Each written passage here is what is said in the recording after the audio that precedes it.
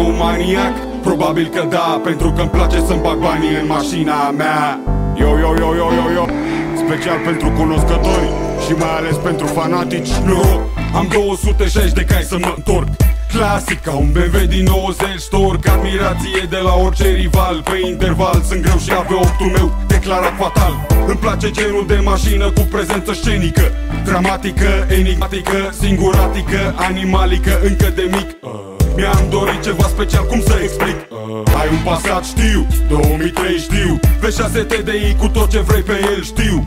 Dar mai știu că sunt câteva sute ca ta. Parcă-ați fute toți aceeași pizdă, nu te supăra, frate. Dau pe spate mai repede când văd un Golf 3 carosat umflat, vibrând, sau vreo torpilă de 2 metri tunărită, modificată la volan vreo fată. Băi tată, hai, las-o-n pula mea că nu se mai poate așa. Ai banul să-ți cumperi un S, dar nu ai bani s-o fata ta. Niște spoilere și alte accesorii, dă-i o vopsea galben sau ceva și mai excentric, a la America.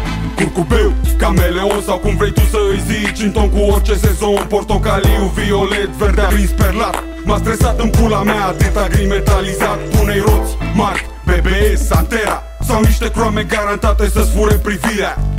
Elegant fântează-le pe obstacole și ardă un jet, că grav stecă orice efect. Zi tovarăși în mașină și cu bani și în portbagaj, ne remarci repede în peisaj. Plutim ușor, parcă e un miraj.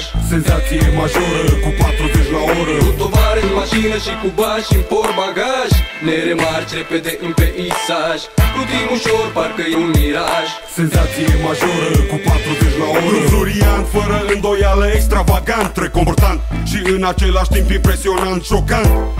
Fanaticii spun că e relevant, că până și cei neinteresați găsesc interesant un tank vopsit albastru și perlat cu negru. Nu ard în turmă, dar vreau să rămân negru. Și ca să fiu mai aproape de străzi și cartier, o să-l cobor vreo câțiva centimetri lejer. Caroserie unicat, nimic cromat, în afară de roți, 18 inși constat. Că scoți ochii din cap, nu poți să crezi că ai ca toți. Bani pe căcat de roți, ți-au cam lucrat, socoți.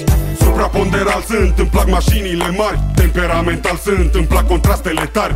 Prezidențial, pentru impresie totală, o să-mi fac pe com de interior din piele albă. Extraterestru, sub scaune neon albastru, modificat masiv în spațiu ca să încapă numai 4. Pentru că tancul se transformă în avion, când pe bancheta din spate posta doar 2 beton. Pe final precizez despre cum o să auzi și pe unde poți să vezi DVD normal, niște ecrane de tiere, ca să nu poți să spui că nu e o plăcere. Vreo 4000 de vas putere, pentru că cine știe, știe și cine știe cere. Asta-i tot, ne vedem pe străzi. Te lasă îți combini mașina cu ce crezi. Cu tovarăși în mașină și cu bani și în portbagaj, ne remarci repede în peisaj. Plutim ușor, parcă e un miraj. Senzație majoră cu 40 la oră. Cu tovarăși în mașină și cu bani și în portbagaj, ne remarci repede în peisaj. Plutim ușor, parcă e un miraj. Senzație majoră cu 40 la oră.